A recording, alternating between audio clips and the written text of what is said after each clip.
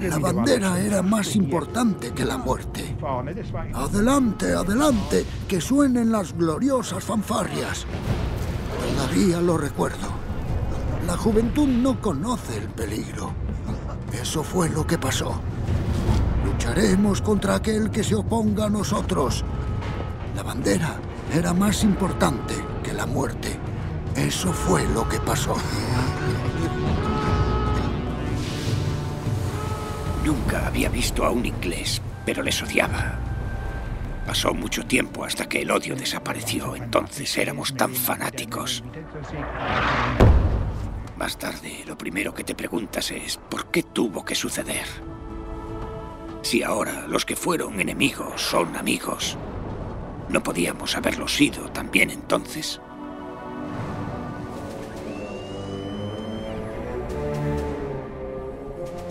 Hay que imaginar un barco tan poderoso que podía doblegar a una nación entera.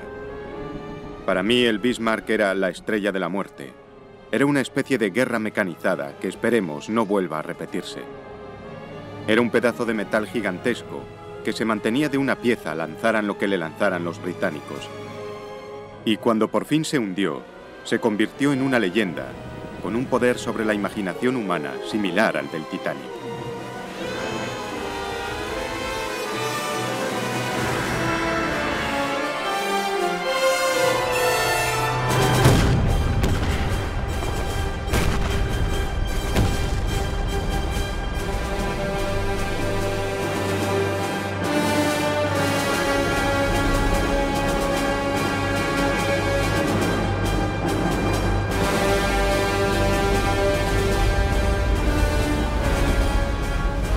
Una expedición de James Cameron.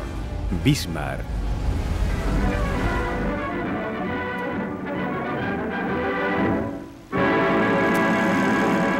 El Bismarck, considerado por los expertos navales el barco de guerra mejor equipado del mundo, fue visto zarpando del puerto noruego de Bergen hacia alta mar.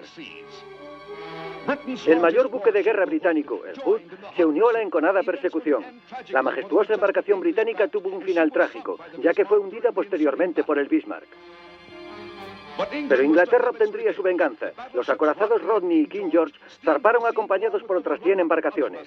Tras una larga persecución alcanzaron al Bismarck a unas 400 millas náuticas al oeste de Brest, Francia. Fue el Dorsetshire el que dio el golpe de gracia que hundió al acorazado alemán. Solo 100 de sus tripulantes se salvaron, los demás se hundieron con el barco. El tan encomiado Bismarck había sido enviado al fondo en uno de los momentos más históricos de la Segunda Guerra Mundial.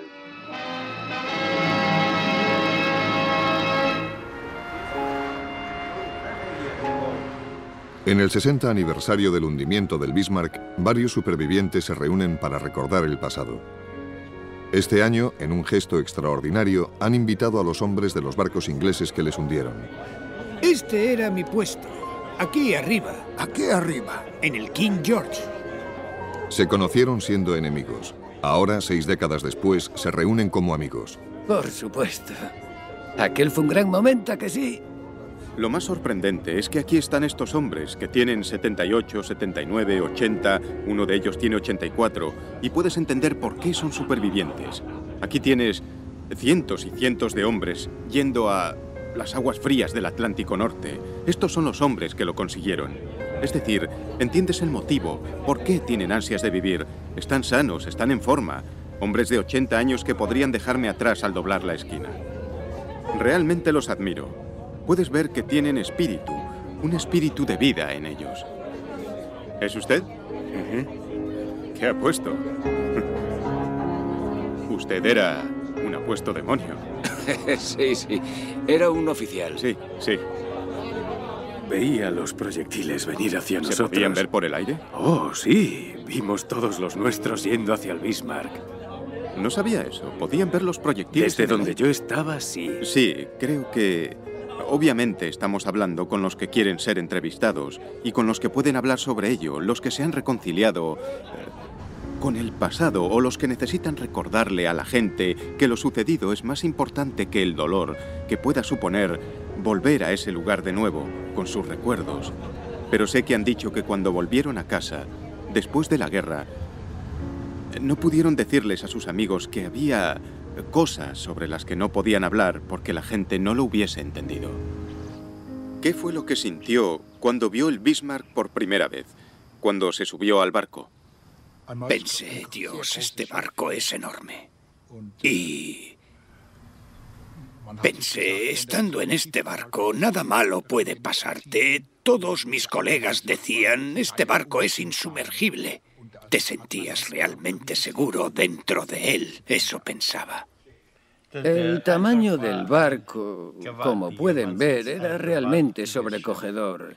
Fue el número 1, el barco más moderno de su época. Ningún país tenía un barco tan moderno como este. Los barcos que hubo después del Bismarck aprendieron muchas cosas de nosotros y de él. En aquella época todos éramos muy jóvenes. Yo tenía 18 años de edad y debo decir que estábamos totalmente convencidos de lo que hacíamos. Hoy en día no haríamos lo mismo, claro está. Pero en aquella época todos pensábamos que lo que hacíamos estaba bien.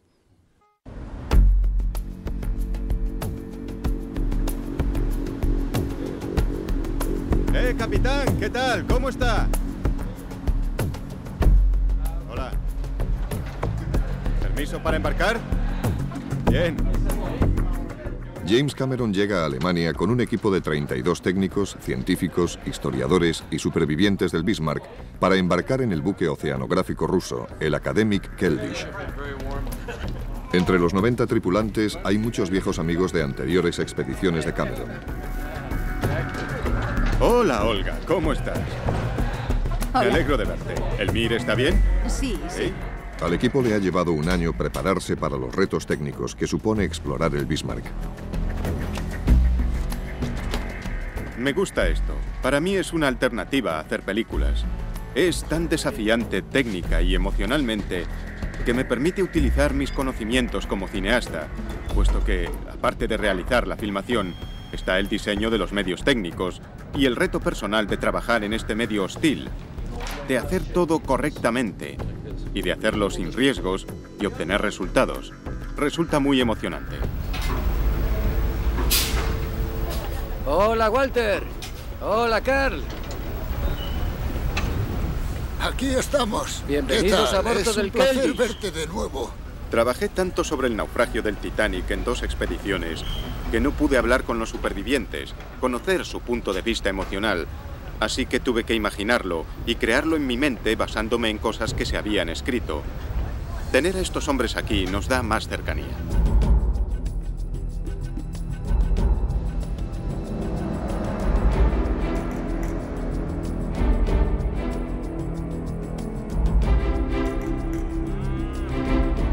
Es todo un placer navegar por este bonito canal. Con tan buen tiempo y este verde paisaje que nos rodea, me recuerda a la época en que atravesé el canal. Entonces lo recorrí 2 veces. Cuando el Bismarck entró en servicio, zarpó hacia el Mar del Norte, atravesando el canal de Kiel, para iniciar sus pruebas en el mar. 6 décadas después, el Keldysh realiza la misma ruta. Viéndolo ahora, yo diría que fuimos utilizados por el gobierno de aquella época, no me cabe la menor duda. Éramos unos hombres jóvenes que estábamos arriesgando nuestras vidas, pero ¿por quién? ¡Tengo la bandera! ¡Hemos vencido! Así fue como crecimos. Yo nací en 1923. Cuando Hitler subió al poder tenía 10 años. Realizábamos la instrucción en las juventudes hitlerianas y los sábados había fiesta nacional. En aquella época hacíamos todo tipo de deportes, prácticas de tiro, etcétera, etcétera. Yo estaba en las juventudes hitlerianas de la Marina. El fin era jugar, entrenarse y prepararse para la guerra real.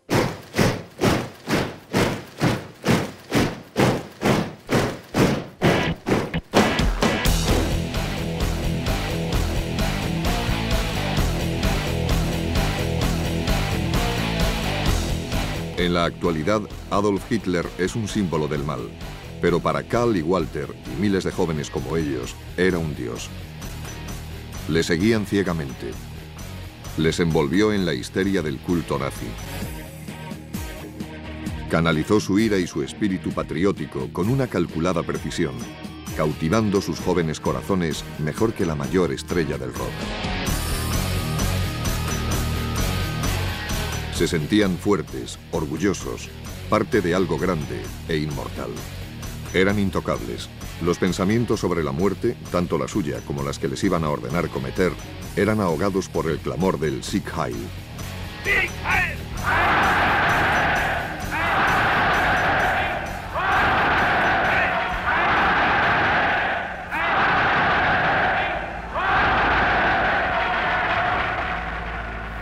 Tenemos que admitir que nuestra generación habría ido y venido del infierno por Hitler. No me importa decirlo. Estábamos orgullosos de poder morir por la patria. Sí. Resulta irónico, pero Eso era me pasó así. a mí también. No lo eras. Como si fueras un héroe por hacer eso. En absoluto. Bien, aquí estamos viendo el lugar donde se construyó el Bismarck. Aquí. En toda esta zona fue donde se construyó y donde se botó al agua. Bautizo este barco con el nombre de Bismarck.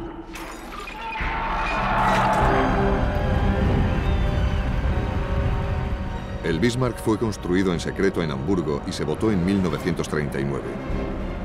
Era la encarnación del tremendo ego de Hitler y una catedral de acero. Era la mejor máquina de matar, la estrella de la muerte de la época. Con 251 metros de eslora máxima, era casi tan largo como el Titanic, pero tenía 9 metros más de manga y estaba tan armado que pesaba casi el doble. A pesar de su peso, podía navegar a casi 32 nudos, propulsado por unos motores que generaban 150.000 caballos de vapor. Cada cañón, de 381 milímetros de calibre, pesaba 113.000 kilos. Podían destruir un barco a 15 millas náuticas. El blindaje lateral era de una avanzada fórmula de acero de 330 milímetros de espesor, diseñado para resistir los torpedos y los proyectiles de mayor calibre.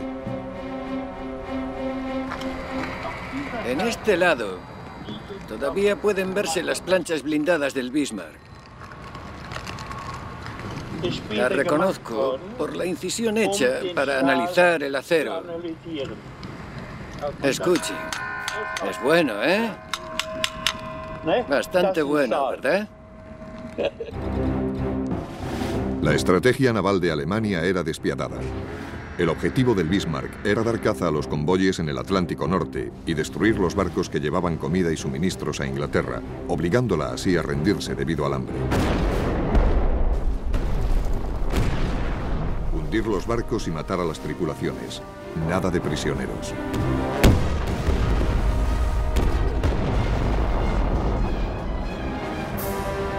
Rápido, mortal y prácticamente invulnerable, el Bismarck era un feroz depredador. Tenía que ser detenido antes de que se adentrase mucho en el Atlántico y comenzase su reinado del terror.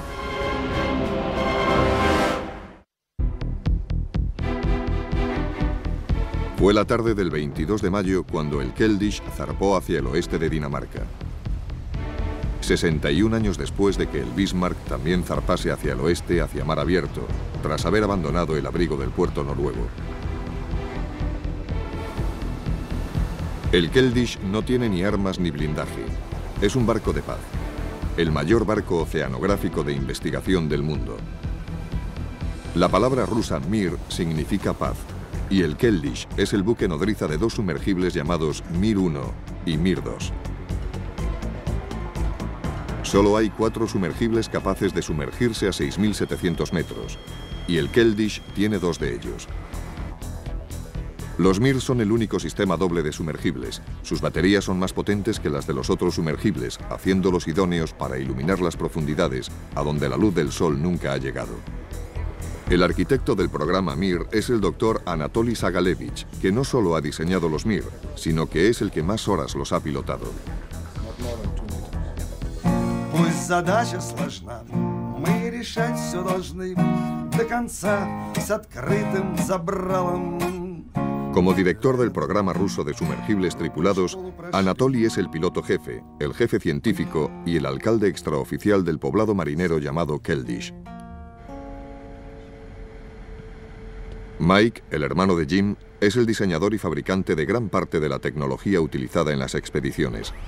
Los vehículos por control remoto o ROV, los robots de Mike, fotografiarán por primera vez el interior del Bismarck. Sus apodos son Jake y Elwood.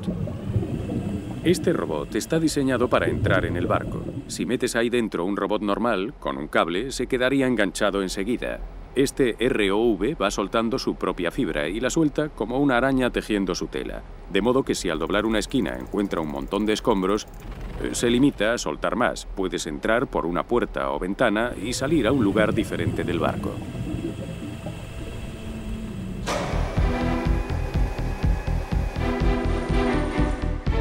Mike y su equipo han tardado 3 años en crear esta tecnología del ROV. Había que pensar en todos los escenarios posibles y en cómo el ROV iba a desplazarse por el barco y qué se necesitaba. Así que intentamos meterlo todo en el menor espacio posible. El diseño es tan vanguardista que no pudieron usar componentes ya fabricados. Cada parte fue diseñada y construida desde cero.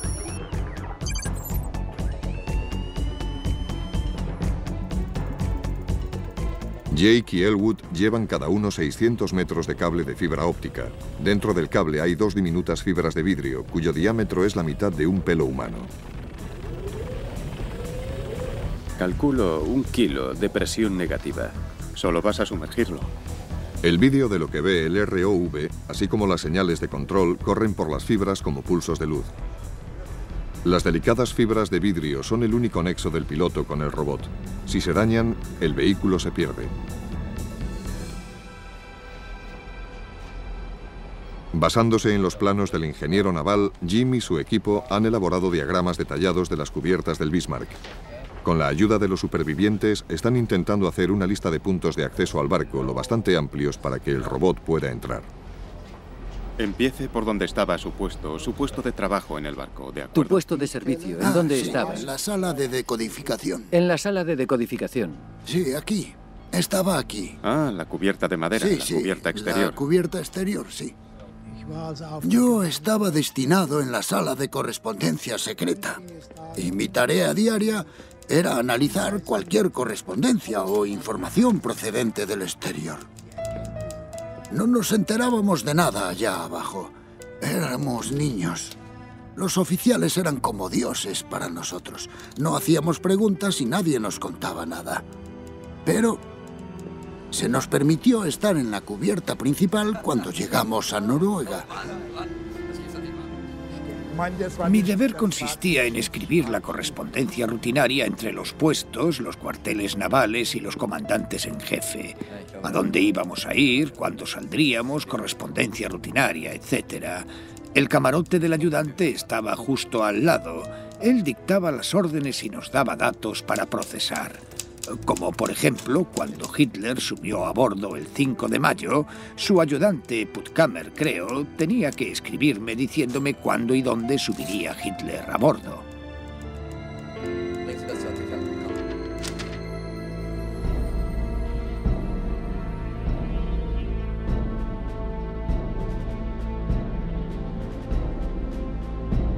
El almirante Lutzen se hizo cargo de nuestro destacamento la semana anterior a zarpar. Odiábamos a Lutzens. Lindemann era un buen capitán. Nos gustaba a todos, pero el ambiente cambió totalmente cuando Lutzen subió a bordo.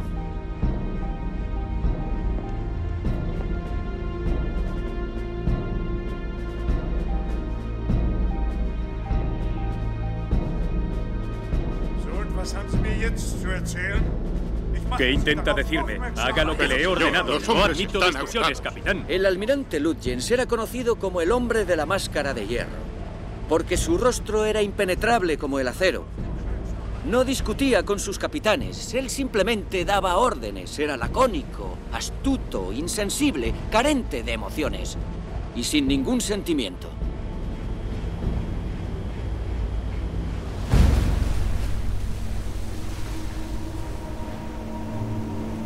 Yo soy el Bismarck el 24 de mayo de 1941. Estoy saliendo del estrecho de Dinamarca con el Prince Eugene por delante. Tú eres el Hood y el Prince of Wales. En el horizonte casi no puedo divisar tus dos barcos. Hay una distancia increíble. Ambos nos movemos muy rápido. Yo voy a 27 nudos y casi no puedo ver tu superestructura. Imagina disparar tan lejos. ¡Barco enemigo! ¡Cañones listos, señor! El Hood y el Bismarck viraron a toda máquina para enfrentarse como dos caballeros medievales. El Hood dispara primero. El Bismarck responde al fuego. ¡Fuego! ¡Fuego a discreción! ¡Fuego a discreción! Cuando disparas a 25.000 metros, estás disparando salvas. 4 u 8 proyectiles. Si pretendes alcanzar el barco de guerra del enemigo, disparas y observas los detalles desde la torre. Ves dónde caen los proyectiles. Y alguien grita, largo, corto, cerca. Y en cuanto alguien grita cerca, empiezas a disparar más veces seguidas.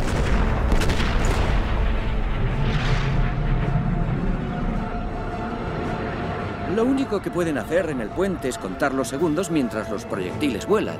Y tú te limitas a seguir lanzando proyectiles, uno tras otro, cercándolo, algunos cortos, otros lejos, y por fin, el impacto mortal. ¡Blanco! ¡Blanco! El pañol de municiones había sido alcanzado. La explosión partió la popa del barco. Mientras el Hood se hunde, la artillería de proa dispara la salva final.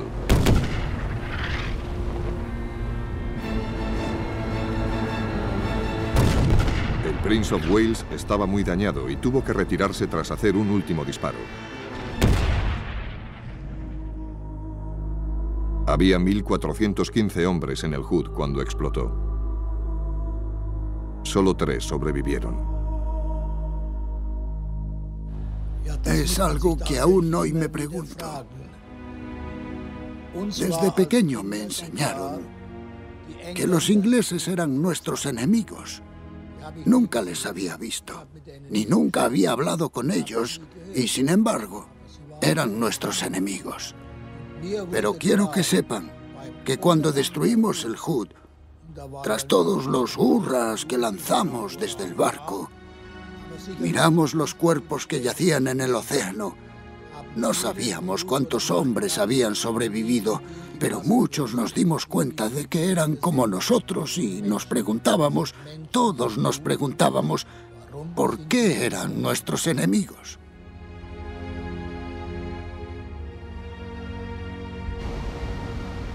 Walter y Cal se han despertado antes del amanecer para rendir homenaje a los hombres del Hood que murieron a esa hora, hace 61 años. Aquella mañana, Cal, Walter y toda la tripulación solo sintieron la emoción de la victoria. Habían derrotado al poderoso Hood y tocado al Prince of Wales. Eran los héroes de la patria. El Bismarck era invencible.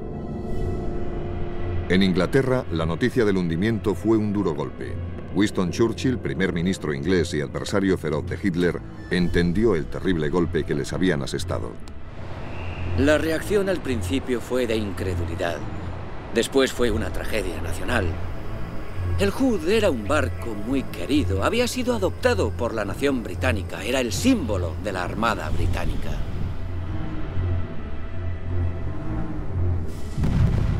Y ahora, aquel símbolo había sido destruido con una facilidad pasmosa. Fue un golpe mortal para el espíritu inglés en un momento crítico. En aquellos días, los ingleses estaban aterrorizados por los horrores de los bombardeos nocturnos y tenían hambre, ya que sus líneas de suministro eran cortadas poco a poco. Los gigantes nazis parecían imparables. Churchill comprendió los riesgos y respondió con una furia calculada. Ordenó a todos los buques de las fuerzas navales atacar al Bismarck.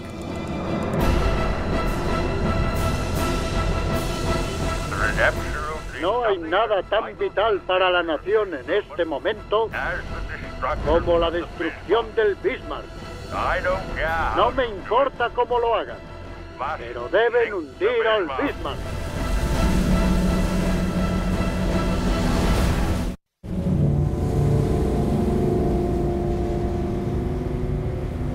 Estoy teniendo unas sensaciones muy fuertes. Voy recordando más cosas a medida que nos acercamos.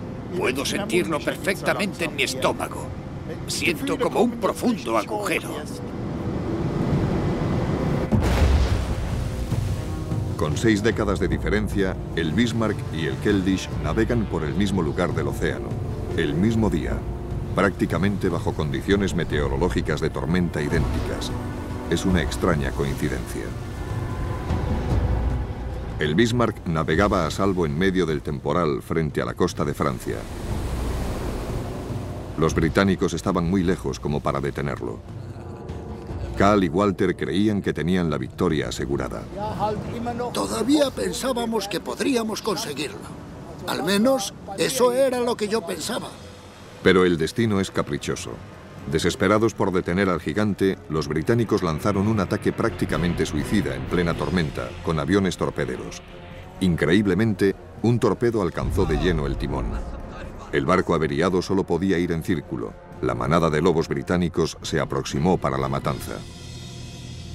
Entré en la sala de radio y pude oír cuántos barcos venían. Más y más flotas se aproximaban, nos estaban rodeando. Después de oír eso, el último rayo de esperanza se desvaneció para nosotros.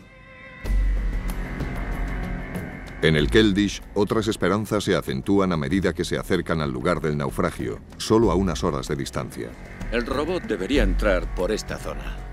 El equipo de la expedición trabaja sin descanso para preparar la primera inmersión.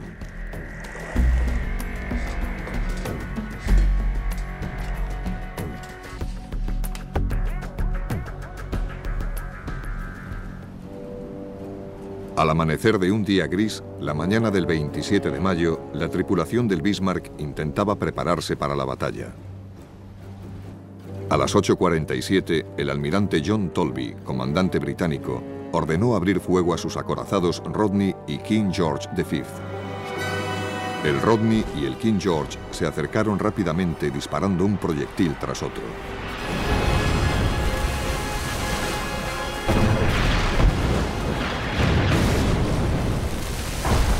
Los cruceros Suffolk, Norfolk y Sheffield se sumaron al ataque.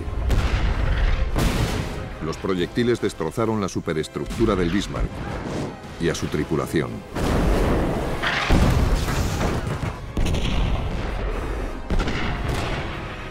En total, 2.876 proyectiles fueron lanzados contra el Bismarck.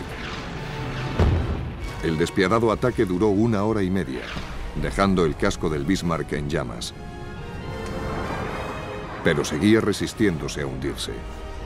Contrariado, el almirante británico ordenó al crucero Dorsetshire lanzar sus torpedos.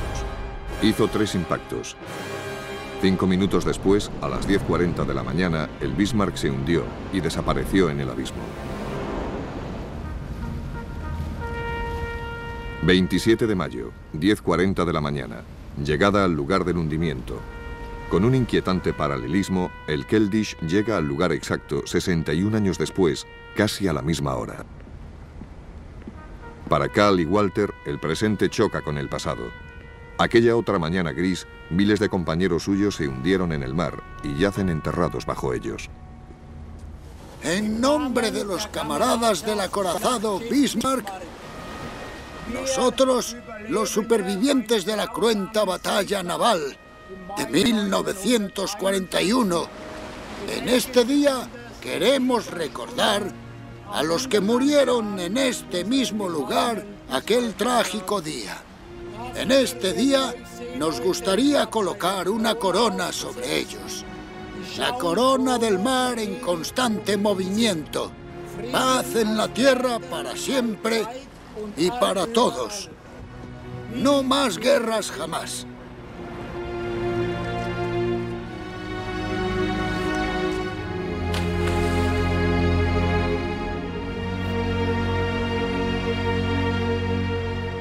Ustedes no se pueden ni imaginar lo mucho que me afectó mirar al agua y recordar lo que ocurrió hace 61 años en este mismo lugar, luchando por salvarme y sabiendo que soy uno de los pocos afortunados que sobrevivieron a aquella catástrofe. Bien, punto 1. Hacemos una buena pasada, filmamos todo el descenso. Punto 2. Nos reunimos aquí, ¿vale? Y después hacemos unas fotos en esta zona. Tratándose de una tumba de guerra, el buque no puede ser perturbado. Los análisis forenses deben hacerse sobre las imágenes, así que la coordinación entre la luz y la cámara es fundamental. Sí, movimientos pequeños, muy pequeños. Dejamos que el movimiento nos lleve. Genia Shemaev es considerado uno de los mejores pilotos de sumergibles del mundo. Si el Mir puede hacerlo, Genia también. ¿Puedes posar el Mir sobre esta zona? Sí, creo que es posible. Por favor. Día de inmersión, 5:45 de la mañana, 28 de mayo de 2002.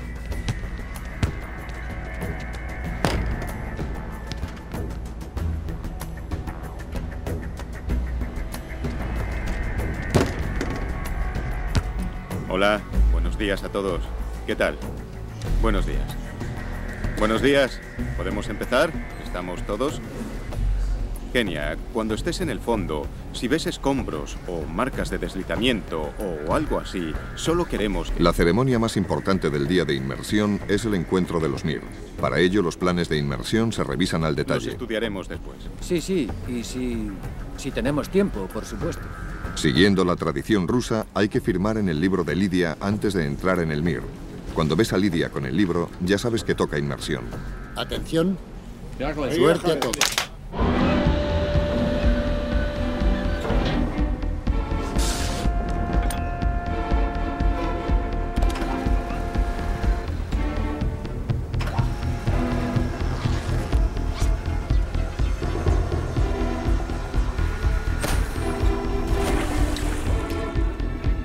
¿Sonreíd todos? Ya estoy sonriendo. Es mi mejor sonrisa. Todo perfecto.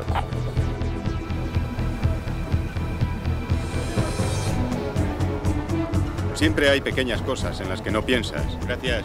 Nos vemos más tarde. Todos han pensado en esto durante meses. En la electrónica, en la óptica. Tenemos las coordenadas del GPS. Sabemos cómo llegar al lugar del hundimiento. Sabemos cómo descender. Pero siempre habrá algo en lo que no has pensado. Es lo que yo llamo el factor X.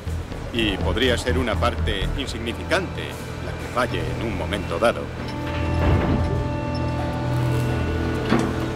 Es una presión enorme. Hay gran cantidad de cosas en ese submarino que podrían fallar. Hay muchos lugares en los que se podría enganchar. Podría haber una implosión de las luces. Es una cuestión de suerte.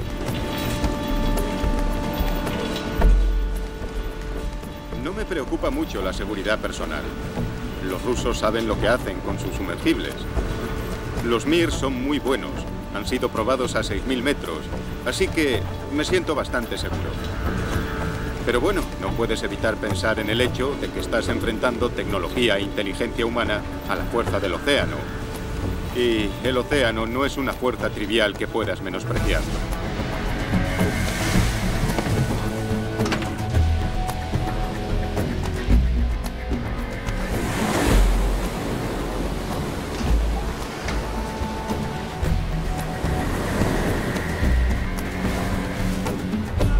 Bien, todo listo en el número 2.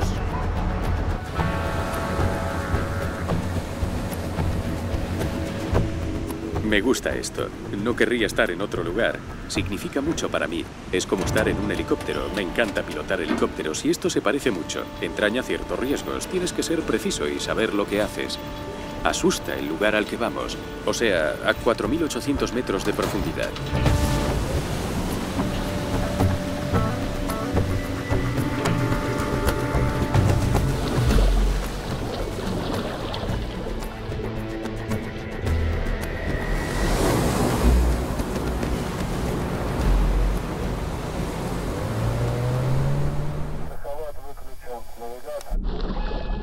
Los brazos sensores del Mir-2 llevan unos 8.000 vatios de luz. El Mir-1 también está equipado para trabajar con el sistema de cámara estereoscópica de alta definición. Atención, Mir-2, cámaras preparadas, cambio. La inmersión ha comenzado. Los dos sumergibles se dirigen hacia el fondo a casi 5 kilómetros de profundidad.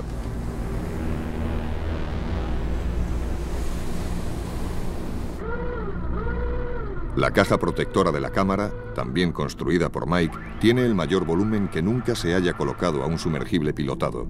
Cualquier fallo en el diseño podría causar una implosión. El efecto sería similar a una carga de profundidad con una onda expansiva que reventaría el casco del submarino y los mataría a todos en el acto. Bien, reloj en marcha, casetes preparados. Los 4 casetes grabando. Es un examen triple en la inmersión. Triple revisión. Sí. A lo largo del lento descenso, la presión aumenta inexorablemente. Alcanzará los 490 kilos por centímetro cuadrado. Dentro del sumergible está la esfera de la tripulación. Esta burbuja de acero resiste la fuerza de una columna de agua de 4.700 metros sobre ella. La presión total en su superficie será de 70 millones de kilos. Tiempo de inmersión 6 minutos 9 segundos. En los primeros 150 metros, toda la luz de la superficie desaparece. La temperatura desciende a prácticamente bajo cero. Dentro, todo está húmedo por la condensación. El descenso de 4.800 metros hasta el fondo tardará 3 horas. El Bismarck hizo el mismo recorrido en menos de 10 minutos. En cuanto se hundió, las fuerzas de flotabilidad e hidrodinámicas rompieron la popa. El barco se hundió como un misil de acero de 35.000 toneladas hacia las profundidades. Las fuerzas del mar rompieron el puente, el mástil y la chimenea. Tras enderezarse, el barco cayó entonces sin cambiar su posición durante el resto de su descenso hacia la oscuridad.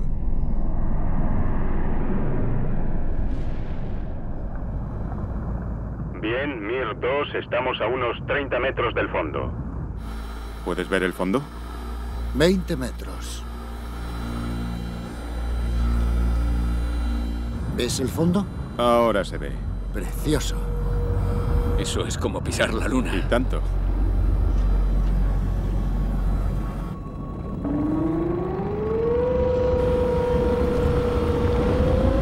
Increíble. Mirad eso. ¿Qué es? Oh, el fango que estamos levantando. Tras bajar 4.800 metros, el Bismarck cayó con una fuerza tremenda. El impacto formó un cráter y lanzó una gran nube de escombros. Mir-2, aquí Mir-1, estamos en el fondo. Profundidad 4.820 metros. Tiempo de inmersión transcurrido 3 horas 15 minutos 23 segundos. En algún lugar podremos entrar. Estamos mirando hacia la ladera. Sí, frente a la montaña. El Bismarck ha impactado contra la ladera de una montaña volcánica marina. Empieza a deslizarse hacia abajo, formando una profunda depresión en los fondos de arcilla. Entonces, 100.000 toneladas de agua son desplazadas por el impacto del barco, convirtiéndose en una corriente turbia de sedimentos, una especie de avalancha líquida. La corriente de sedimentos empuja al barco, dejándolo de costado sobre la ladera. Partes del barco que han impactado contra él están ahora alejadas. El casco arrasa el fondo marino iniciando una avalancha. La proa surca el lodo atravesando la ladera hacia el oeste. El Leviatán por fin se asienta. Se ha deslizado 1 kilómetro montaña abajo. Todo este fondo ha sido afectado. Estamos en medio de la avalancha. Se puede ver dónde cayó y se rompió el barco. Ese barco llegó arrasando por aquí. Quizá estemos en la marca de deslizamiento. Se puede apreciar la forma en el sonar, a la derecha. Esto me parece que es la marca de deslizamiento. Vaya, mirad lo profundo que está.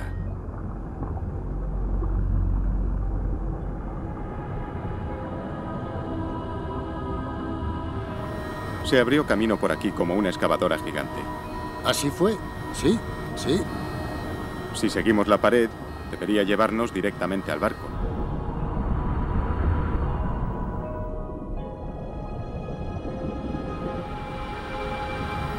Sí, ya veo algunos restos.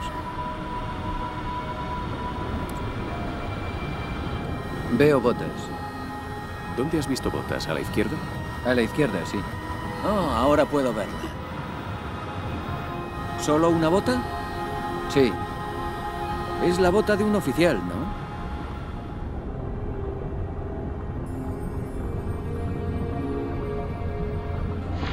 Mir 2, ¿dónde estáis? Al sur, por el campo de escombros, vemos algunos objetos. Bercuson, ¿sabes qué es eso? Es un reflector, Mike.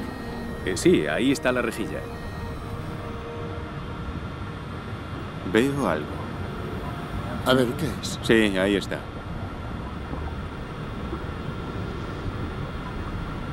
Sea lo que sea, es grande.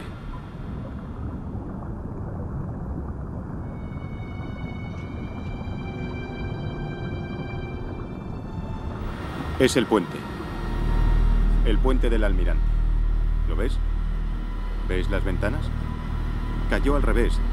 Ahí está el ala del puente y las plataformas. Las fuertes corrientes rompieron el puente del Almirante cuando el barco se hundió. 10 minutos después, chocó contra el fondo marino. Después, el casco del Bismarck lo empujó a un lado y quedó al revés. Realmente te haces una idea de lo grande que era. Es enorme. Es como un edificio de 4 pisos caído del cielo.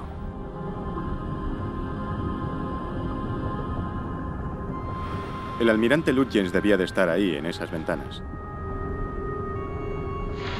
Mir 1, aquí Mir 2. Aquí Mir 2, adelante. Estamos al norte. Tenemos la torre del almirante. ¿Qué hacen ahora al norte? Seguid nuestras coordenadas ahora, donde está el puente del almirante. Tenemos que movernos a la derecha. Bien, nos dirigimos hacia ahí. Hay que ajustar un poco el sonar.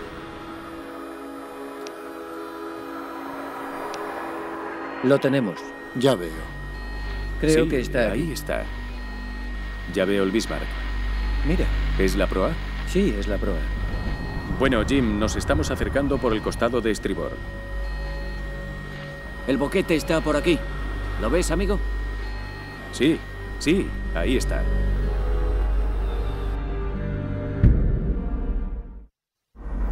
Sí, ya vemos el barco.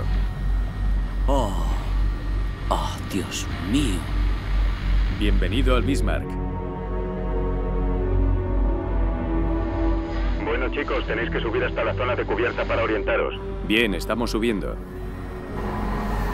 Dios mío, esto es increíble. Es como si escalásemos una montaña. Ahí está el cinturón acorazado. Y ahora te digo dónde estamos. Estamos justo aquí. Aquí mismo, Genia.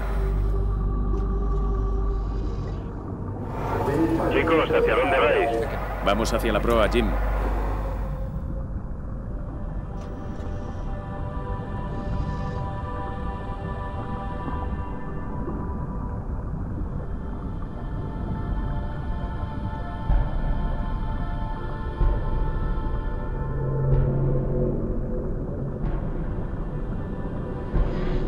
Estamos justo debajo de vosotros. Recibido. Qué bonito. Mira eso. ¿Sí? ¡Wow! Es increíble. Oh, Dios mío. Mir 1, os estoy viendo, cambio.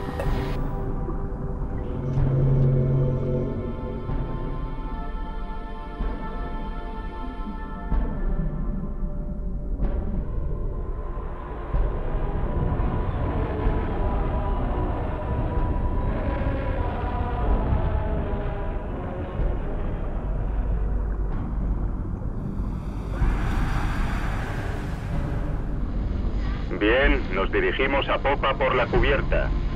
Puedo ver algo de la esvástica.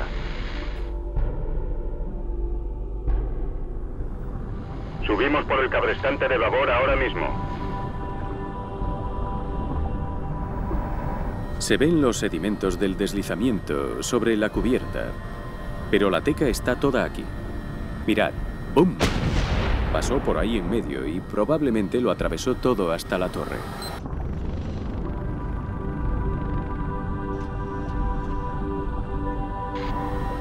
Hay una barbeta enorme. Sí, esa es Antón. Mir 1, ¿dónde estáis? Os he perdido. Cambio. Mira esa enorme abertura, justo donde estaba la torre. Estos enormes cilindros de 5 pisos, o barbetas, eran los soportes de las 4 grandes torres de artillería del Bismarck. Las torres se mantenían en su posición solo por la gravedad, y cuando el barco se hundió, se desprendieron hacia el fondo.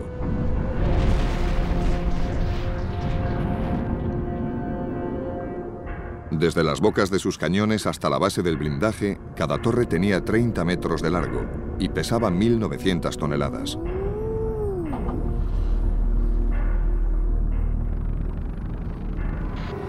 Veo un antiaéreo. Una parte parece estar intacta. Bien, el siguiente paso es subir hasta el puente del capitán. Cambio. Arriba, Genia. Subiendo. ¿Pero este cristal es de aumento o no? Ligeramente. Ligeramente. Tiene un poco de aumento. Oh, Dios mío, es enorme.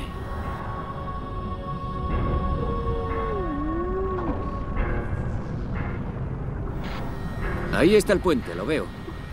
El puente del capitán, ¿no? Sí. Lindemann y Lutyens debieron de librar la batalla final desde ahí.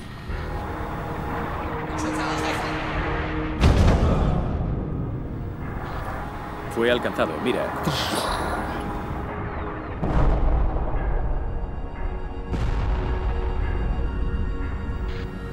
Esto es increíble, Mike. Te lo dije. No puedo creerlo. Es difícil no emocionarse.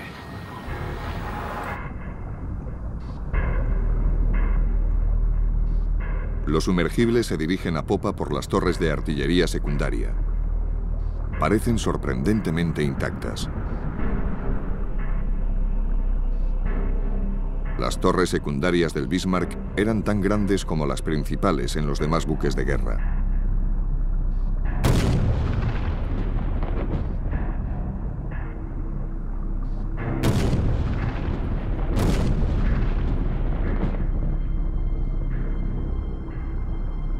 Incluso en su silenciosa tumba, el Bismarck sigue pareciendo letal, con sus armas apuntando a un enemigo que nunca llegará.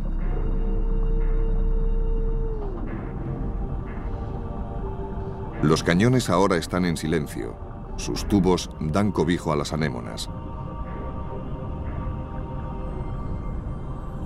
Un cañón antiaéreo de 105 milímetros sigue apuntando al cielo. Un eterno vigía bajo un cielo nocturno que nunca verá el amanecer.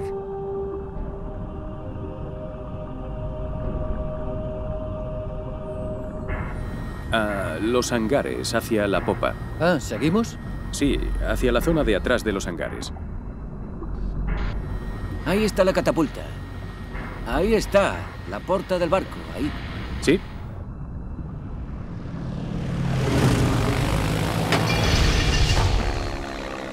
El Bismarck tenía 4 hidroaviones Arado 196 que eran lanzados desde una catapulta en medio del barco. Nadie ha entrado nunca en los hangares para confirmar si todavía queda algún avión dentro.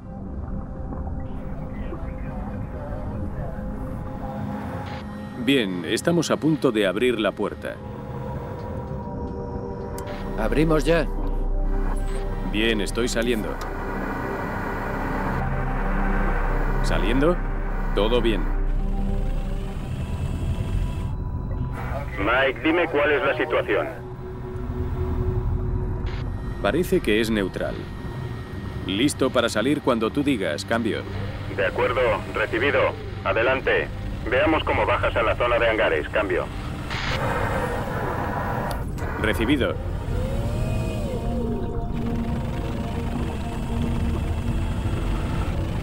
Sí, todo va bien. Te vemos muy bien.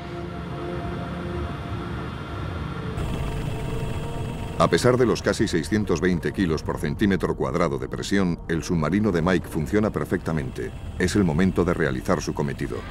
Entrando en el hangar. Recibido.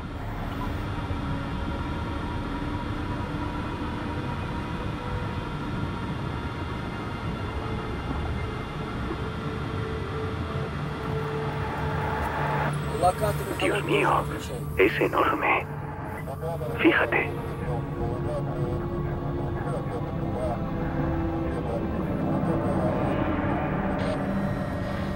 Voilà, un avión.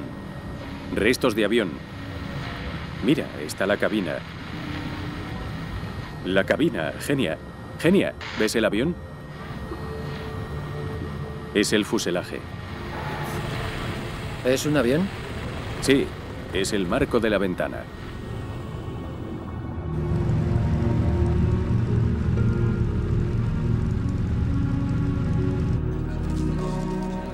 Aquella última noche, el capitán quería que llegara tanta información y documentos a tierra como fuera posible. Quería enviar el hidroavión de vuelta a tierra con nuestro diario de guerra. Todos le dieron al piloto mensajes y notas para sus seres queridos en casa. Pero el pobre hombre, no consiguieron que funcionase la catapulta. Al final no salió. Así que el hangar recibió un impacto directo. Eso parece, sí. Y dejó la cola de ese timón hecha trizas.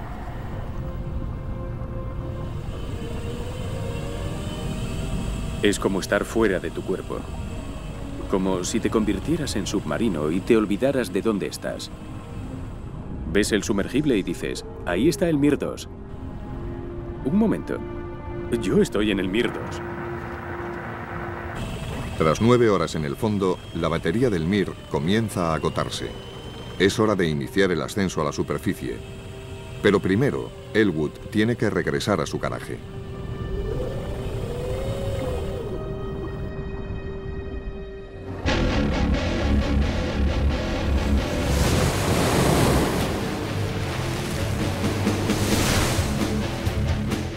Sin el coraje y la pericia de cowboys como Vladimir Petrovsky, no sería posible recuperar los Mir.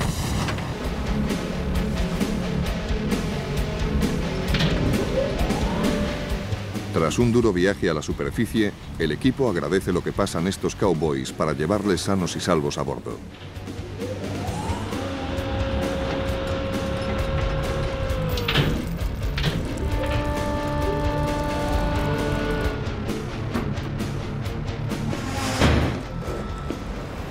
Es un lugar espectacular, realmente espectacular. Además, capitán!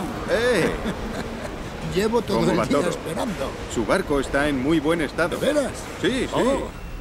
Surge de la oscuridad como un fantasmagórico muro de acero.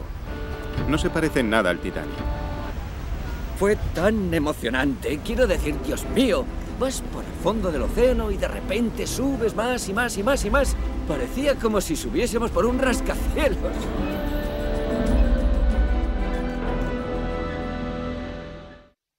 Es lo que quiero que hagáis. El mantenimiento del Elwood parece una intervención quirúrgica. El módulo electrónico compensado por fluidos es como el sistema circulatorio. Debe recibir una transfusión durante la operación. ¿Se salvará el paciente? Sí, el paciente vivirá, creo. Este submarino está vivo. Lori Johnston es microbióloga y su especialidad es el estudio de microorganismos en ambientes extremos. No hay solo un tipo de bacteria ahí abajo, hay una comunidad o asociación. Así que hay un puñado de bacterias con una relación simbiótica, extrayendo o sacando elementos del acero que usan para construir esas estructuras en forma de carámbanos sobre los pecios. Estas estructuras en sí mismas son una entidad viviente. Posaremos el Mir 1 justo aquí. Vosotros lo haréis aquí. Lori se prepara para una inmersión donde realizará experimentos con bacterias en el barco. Arrímate. Oh. Cuidado. Ella va a ser la segunda mujer que jamás haya bajado a más de 4.500 metros. Tiene que ser increíble verlo todo con su color verdadero. Estamos muy cerca de algo, Tony. ¿Ves esa cosa? ¿Qué crees que es? Mike, ¿qué te parece esa cosa? ¿Qué otra cosa podría ser una estructura redonda con varios niveles, sino la parte central de la torre? Sí, es la torre de artillería. ¿Conoces la gran torre principal? Tiene una parte larga debajo. Las torres de artillería, de 1.900 toneladas de peso cada una, chocaron contra el lecho y se enterraron de inmediato. La estructura interna de las torres tenía 4 alturas y puestos para 21 hombres. Ahora, dichas estructuras están sobre las torres como monumentos. El equipo puede identificar esta torre por el número de plataformas y su posición en el lecho.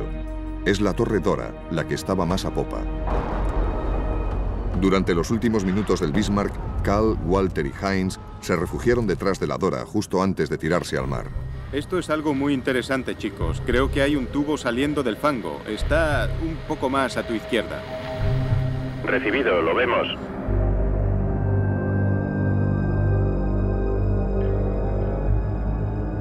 El Mir 2 se posa en medio del barco, al lado de la catapulta de estribor, para que Elwood pueda realizar una exploración más ambiciosa. Bien, voy a salir. Vale, ya salgo. Soltando fibra. Avísame cuando vires. ¿Hablas con él, Lori? Por favor, dile que estoy orientado. Elwood ya está orientado. Cambio. Recibido. Muchos de los proyectiles británicos llegaron por babor, dañando las cubiertas superiores de este costado. El crecimiento bacteriano es intenso donde los proyectiles eliminaron la pintura, lo que indica que esta parte del barco fue un infierno durante la batalla final. Fue muy dañado. Dile que está totalmente reventado. El camino está destrozado. Montones de cables y daños. Cambio. ¿Podéis seguir a estribor y filmar ese cañón? Creo que es S3. Cambio. Recibido. Nos acercamos a lo que parece el impacto de un proyectil. Todas las torres secundarias tenían uno o más agujeros de proyectiles de calibre medio, proyectiles de 150 o 200 milímetros que perforaron el blindaje para estallar dentro, matando a los soldados de artillería al instante. Mira, ahí está la barbeta. La barbeta de la Torre Dora. La estructura interna de la torre, la del campo de escombros, iba ahí dentro.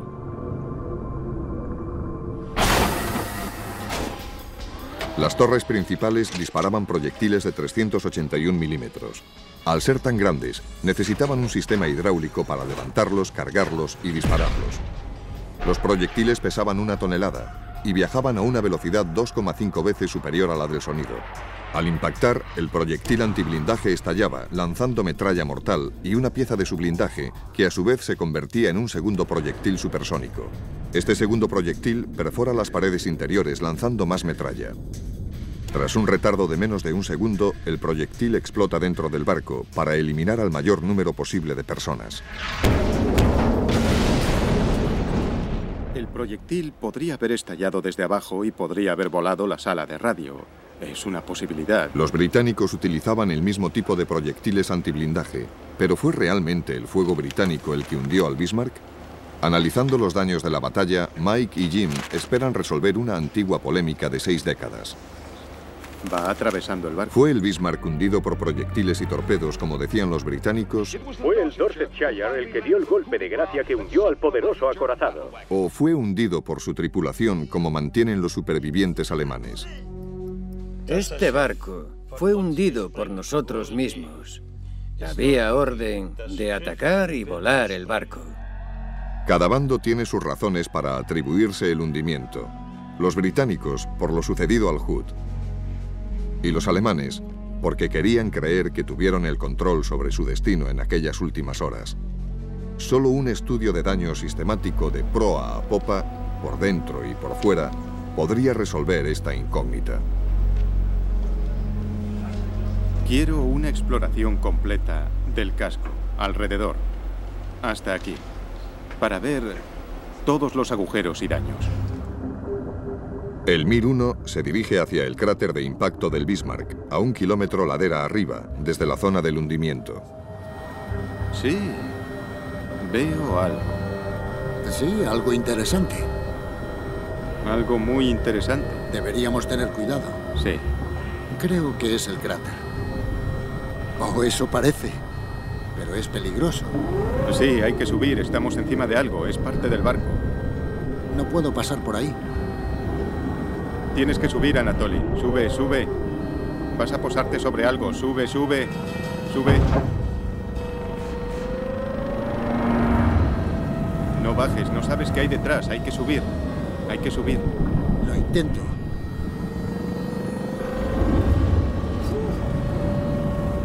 La enorme pieza del casco que yace lejos del Bismarck es un misterio. Posteriormente, será la clave para desvelar el secreto del naufragio. Hemos aterrizado justo encima de esa maldita cosa. De repente bajé y era un cráter.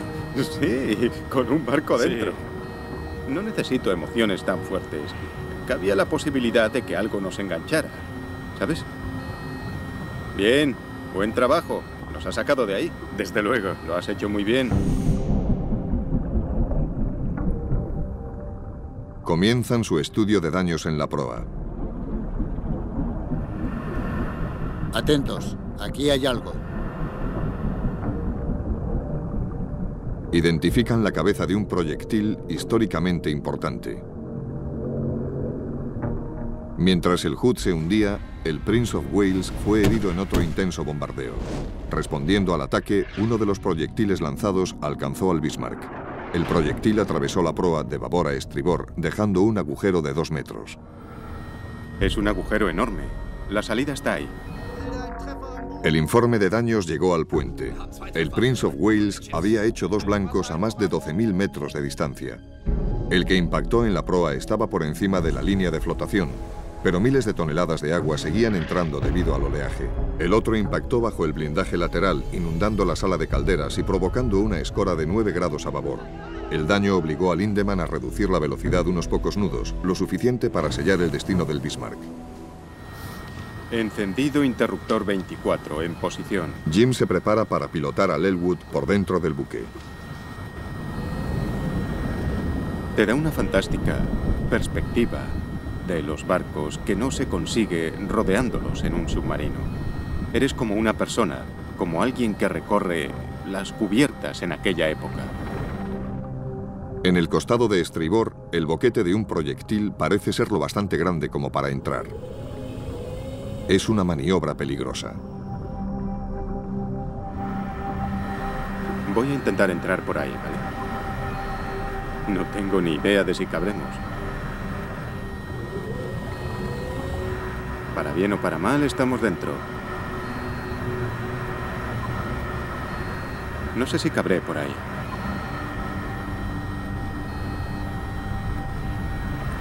Bien, cabemos. Estupendo. Ya estamos oficialmente dentro del barco. Mira, fijaos en los daños. Vaya. Si giro a mi derecha, debería haber una puerta. Ahí está la puerta. Interesante crecimiento alrededor de la puerta. Sí. Ahora estamos entrando en algo. Creo que es la oficina de Carl.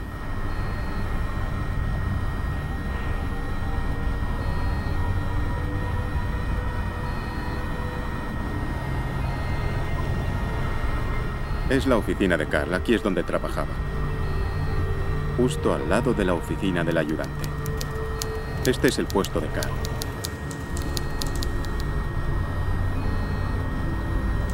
Lo comprobaremos. ¿Ve la silla? Tiene que decirnos si le resulta familiar. 2 mesas. Parece que son mis estanterías. Esto parece una librería. ¿Está usted seguro? Sí. Y esto parece una mesa larga. Sí, ahí nos sentábamos a trabajar. Había 3 personas, una aquí y otra allí. Sí, a lo largo. Y a veces se sentaba otro a la derecha, una 4ª persona. Sí, cuando había mucho trabajo. Buscamos su máquina de escribir, pero no la encontramos. Esto es realmente increíble. Sí, aviva mis recuerdos. Y los míos. ¿Ahí trabajaba usted? Sí.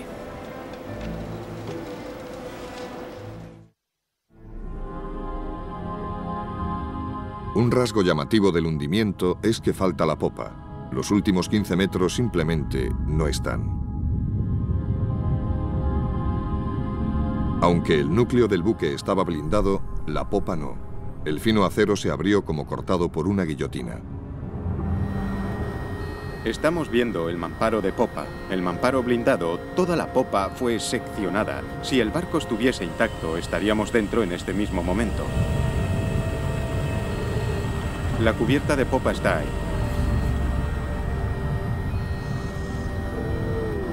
Es interesante ver cómo se destrozó esta cubierta de teca. Tuvo que ser muy violento. No pudo romper hacia arriba. Debió de partirse desde el borde debido a una inversión de la flotabilidad, ya que se rompió en esa dirección. Esa es la esvástica. Por ahí caminó Hitler cuando estuvo inspeccionando el barco. Estamos sobre la esvástica ahora mismo. Seguimos adelante. Bien, ahí está la hélice. La hélice de estribor. Bajo la popa seccionada, el equipo de inmersión busca pruebas del famoso ataque de los aviones torpederos Swordfish.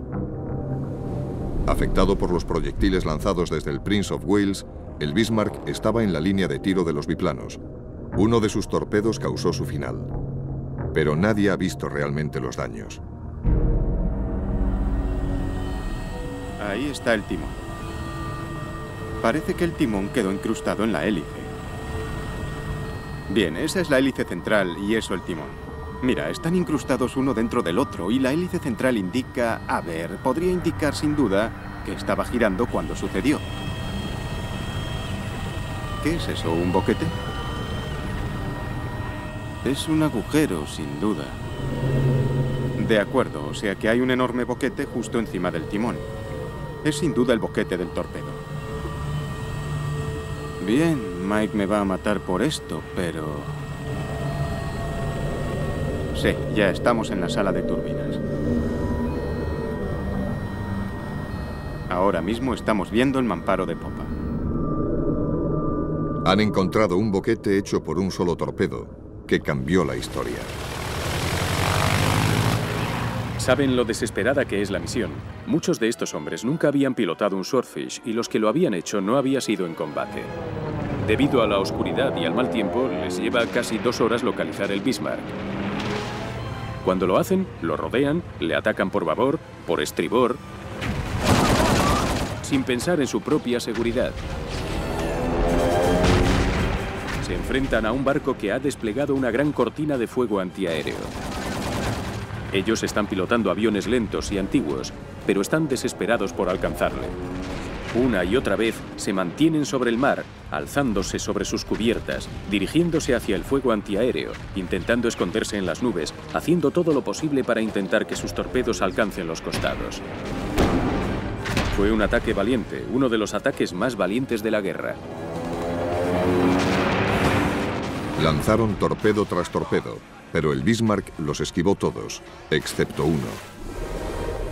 Por increíble que parezca, un solo torpedo le asestó un golpe mortal en el timón de estribor, averiando el barco, que solo podía navegar en círculos.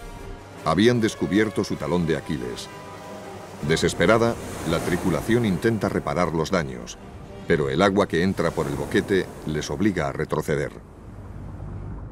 Nunca llegaron a saber el alcance real de los daños. Bien, ahora estamos mirando por el agujero. Así que si bajo, debería salir.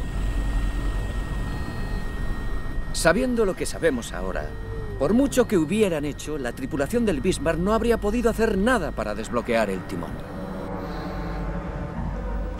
Lindemann mandó un escueto mensaje por radio a la comandancia naval. Imposible gobernar el buque. Lucharemos hasta agotar el último proyectil. Larga vida al Führer. El carácter repentino e irrevocable del mensaje dejó atónitos a los tripulantes y a los radiotelegrafistas de a bordo. La noticia corrió entre la tripulación. La esperanza se tornó desesperación. Les habla el capitán. A primera hora de la mañana, el capitán Lindemann anunció que podían coger lo que quisieran de las bodegas. Sus palabras sonaron como una sentencia de muerte. Faltaban pocas horas para el amanecer. Los hombres se preparaban para la batalla final.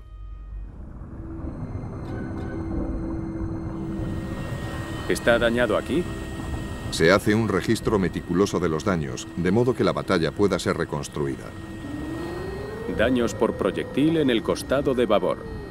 Encuentran cientos de marcas de proyectiles, marcas producidas por los que estallaron contra el blindaje, pero no lograron penetrar. Las marcas cuentan la historia de la lluvia de proyectiles que cayó sobre el Bismarck en la batalla final. Al amanecer, los británicos se aproximan para destruirlo. El almirante Tolby abre fuego sobre el Bismarck a unos 25.000 metros, acortando la distancia que le separa de él hasta situarse a unos 2.700, disparando proyectiles casi a ras de superficie que penetran en el Bismarck por la torre a través de la superestructura.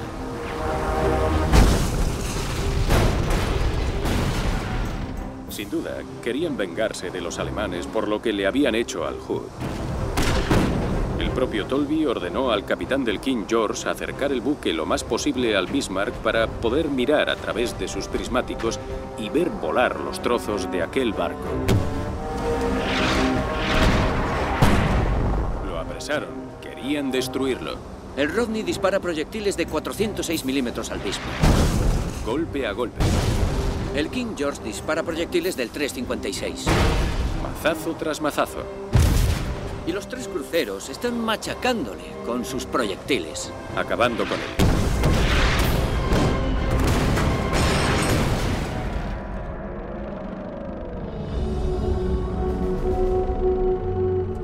El objetivo principal de los artilleros británicos era el puente. Si destruían el cerebro del barco, sería totalmente vulnerable. El puente del Almirante, de 4 pisos, se desprendió en el hundimiento. Pero Lütjens y Lindemann dirigieron la batalla desde el puente del Capitán, que aún se conserva. Justo tras el puente del Capitán hay una torre blindada desde la que se dirigía la artillería principal. Es una cámara acorazada con paredes de 360 milímetros de espesor. Aproximándose por estribor, la tripulación del submarino se sorprende al encontrar el puente y la torre prácticamente intactos. Seguro que tiene marcas, pero no parece que lo hayan atravesado. No reventó todo. Es una puerta tremenda. Una buena puerta. Pero al desplazarse a babor, sus ilusiones se pierden.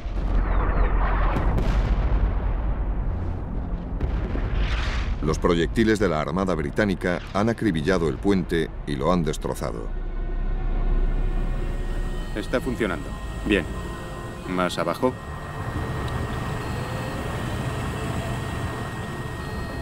A ver si podemos echar un vistazo por dentro. Este es el mando de artillería de proa. Era el centro neurálgico de batalla. El primer oficial de artillería, Schneider, dirigió las 4 torres principales desde esta torre de mando. A las 9:02, uno de los proyectiles del Rodney alcanza de lleno la torre. El proyectil atraviesa la cubierta y explota contra la torre, reventando la gruesa puerta blindada. La sacudida mata a Schneider y a los que están con él, acabando con la dirección de la artillería del Bismarck. La explosión debió de ser terrible cuando fue alcanzado. Dios mío, mirad los agujeros de los explosivos. Por ahí entró el proyectil y atravesó el puente. Al atacar por estribor desde muy cerca, el Rodney le asestó un tiro mortal. Un proyectil atravesó el puente del Capitán. ¡Boom! Dios, lo atravesó por completo. Mira, se abrió por ahí. Se abrió como un queso.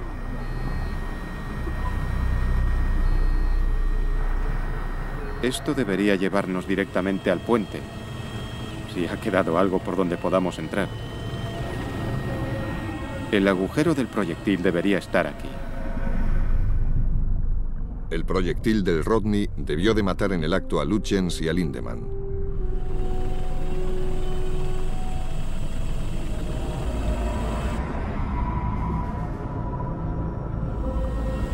Al menos vemos pintura.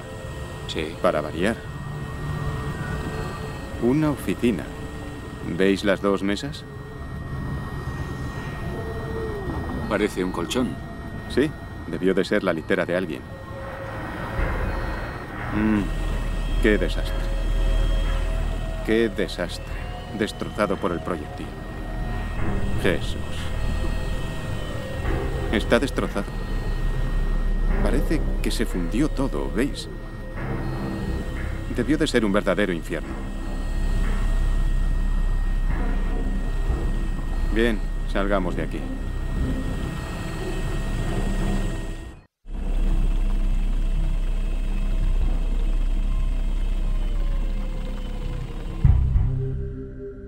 El Mir 1 completa su inspección del costado de babor. El blindaje del casco está prácticamente intacto, en contraste con la devastada superestructura.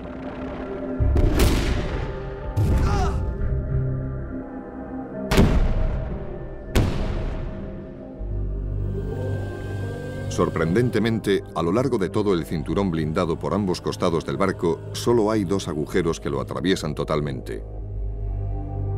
Ambos están en el costado de estribor, lo que indica que fueron los proyectiles de 406 milímetros del Rodney.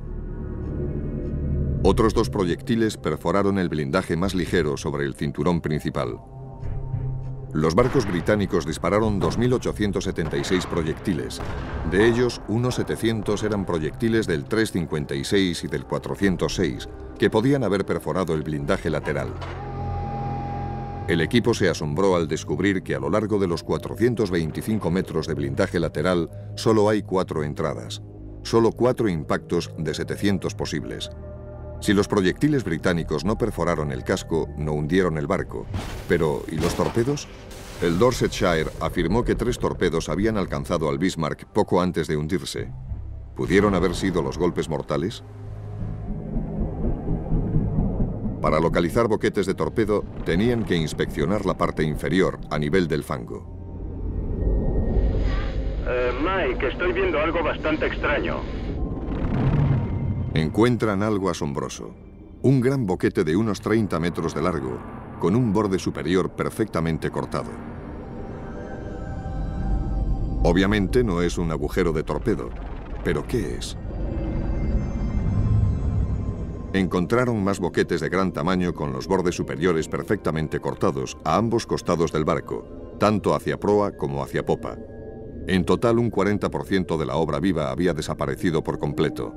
En lugar de respuestas, habían encontrado más incógnitas. Yo estoy casi seguro de que el trozo pintado de rojo del Bismarck, sobre el que aterrizamos, de unos 27 metros de largo, es el trozo que corresponde al boquete. Lo que me llevaría a pensar que parte de los daños no fueron debido a los torpedos, sino al golpe. Creo que el barco baja, golpea la ladera, primero de proa, se escora y se desploma. Es una fuerza brutal, el casco literalmente revienta. Piezas del casco de muchos metros de largo salen volando por ahí y después el barco se desliza. 300 metros ladera abajo hasta que se asienta. Puede que nunca sepamos cuál fue el daño del torpedo. Solo una minuciosa exploración del interior, utilizando el ROV, podría aportar respuestas. Donde reventó el casco fue en los puntos débiles, y los impactos de los torpedos pudieron crear estos puntos débiles. ¿Significa que un lado del boquete es un impacto de torpedo y el otro lado es un impacto de otro? Puede ser. Eso podría ser un agujero. Tiene todo el aspecto de ser un boquete. Sí, este torpedo le dio de lleno. Quizá podamos entrar por ese agujero. Y ya estamos dentro. Bien, ahora ya estamos abajo. Estamos donde explotó el torpedo. Y ahí está. Ese es el mamparo blindado. Está casi intacto. Se puede ver que no está dentado, no está perforado ni deformado. Está de una pieza y perfecto. Y se ve claramente que resistió los impactos de los torpedos. Los boquetes... Debía de haber tanques de combustible y tanques de agua que hicieron de parachoques, de modo que los torpedos no mataron a los que estaban dentro del barco. El mamparo blindado fue diseñado para soportar el impacto de un torpedo y así lo hizo. Las delgadas paredes del tanque reventaron, pero el mamparo interior está intacto. El corazón del buque no había sido perforado. Ya que no se inundó el núcleo, los torpedos no pudieron hundir el barco en aquellos últimos minutos. Lo interesante es que todo lo que hemos encontrado en esta especie de examen forense del barco apoya su historia y de hecho explica su supervivencia. El almirante Tolby se acerca cada vez más a él hasta que al final están disparando casi a ras. Irónicamente, la proximidad del objetivo resta eficacia debido a la trayectoria plana del proyectil. Las cargas resbalaban sobre el agua o no llegaban a la profundidad necesaria para impactar. Los proyectiles destrozaron la superestructura y diezmaron a la tripulación, pero no alcanzaron el núcleo, no hundieron el barco, solo lo torturaron. Para salvarse de esta furia, la tripulación hundió el barco. El tiempo corría y Carl, Walter y Heinz sabían que pronto tendrían que vérselas con la violenta tormenta que había fuera.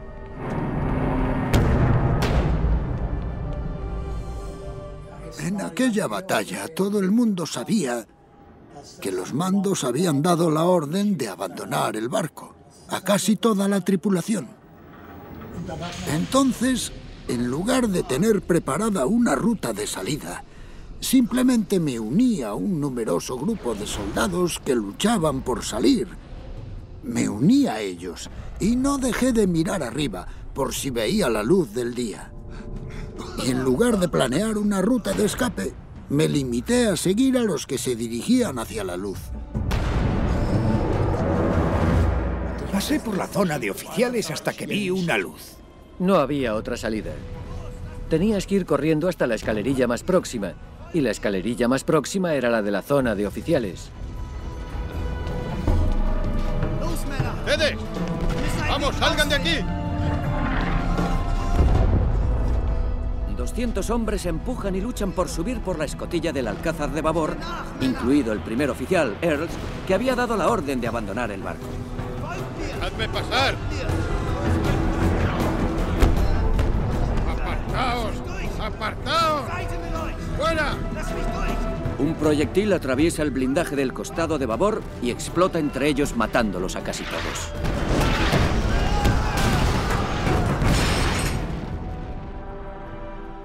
Este boquete fue hecho por un proyectil que mató a 200 hombres en un instante. Cuando salí por aquí, regresé por este lado para volver a mi taquilla a recoger unos efectos personales. Bien. Por donde estaba la puerta estanca, entró un proyectil justo por allí.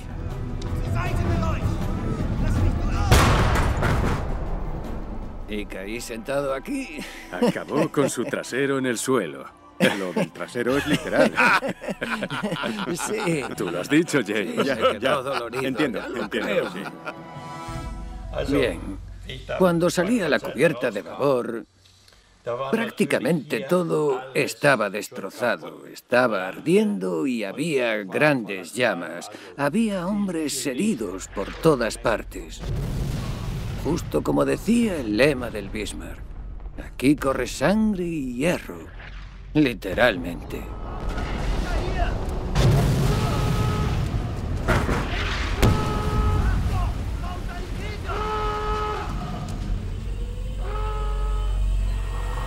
Este es exactamente el camino que Heinz siguió cuando logró escapar del barco.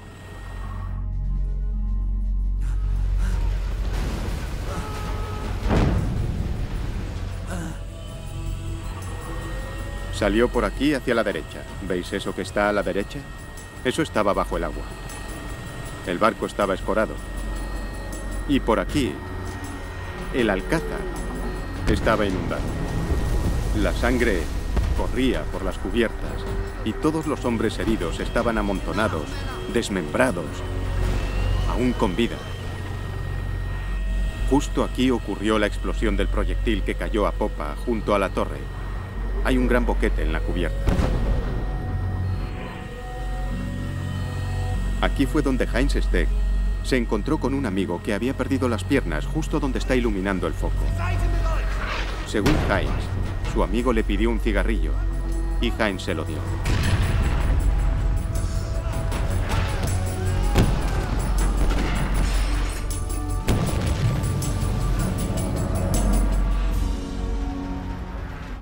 Lo primero que vi fueron cientos de cadáveres esparcidos por la cubierta. Cuando salí a la Torre Dora, la escena era realmente espeluznante. Había cadáveres por todas partes. La cubierta se tiñó de rojo con la sangre y debido a la escora, el agua salpicaba los cadáveres y la sangre lo arrastraba todo.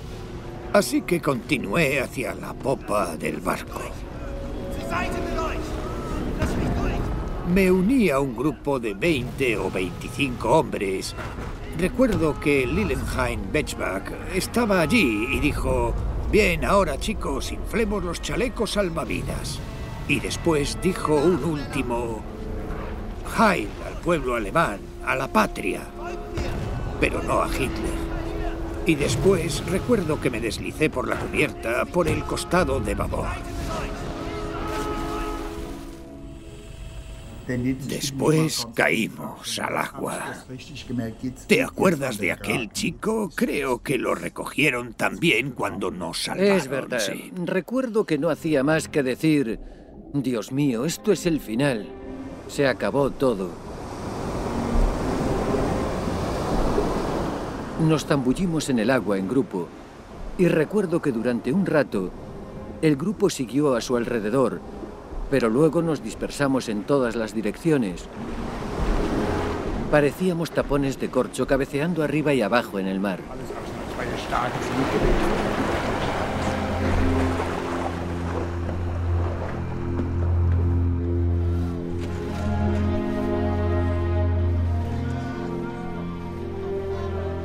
El Dorsetshire y el Maori acudieron al rescate, pero se marcharon tras avistar un submarino alemán. 1000 hombres fueron abandonados y murieron en las frías aguas.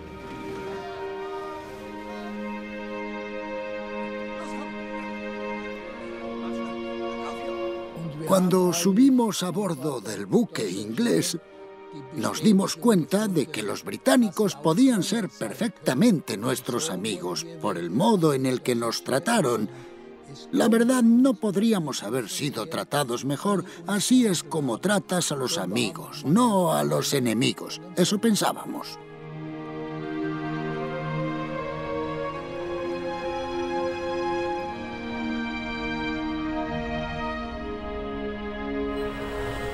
A veces ves una forma que corresponde a un cuerpo, o ves ropa flotando, pero no sabes si eso podría haber sido una bota o podría haber sido un hombre.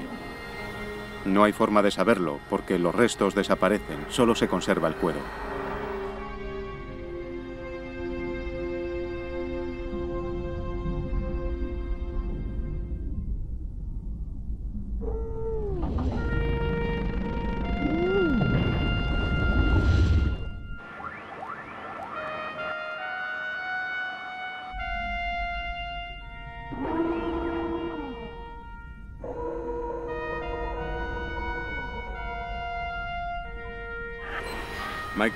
Michael Weiss, todos atentos, por favor.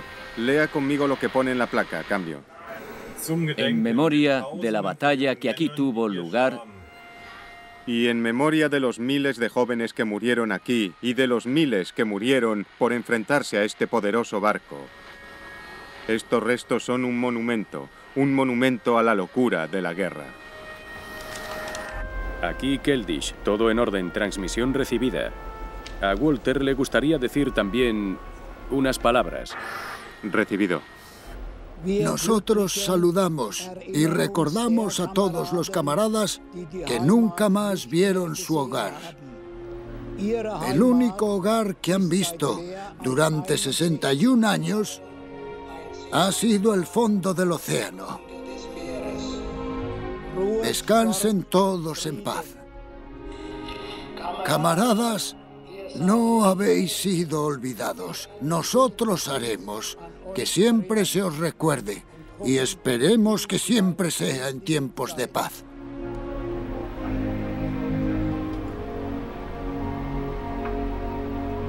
¿Habéis recibido la transmisión? Cambio. Sí, recibida alto y claro. Gracias por tus palabras, Walter.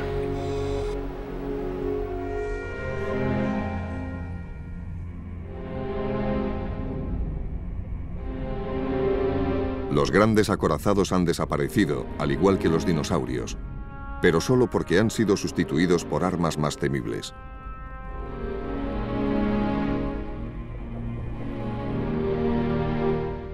El Bismarck ocupa su lugar en las profundidades, un hogar para bellas criaturas marinas y un recuerdo eterno de una época en la que el mundo se volvió loco.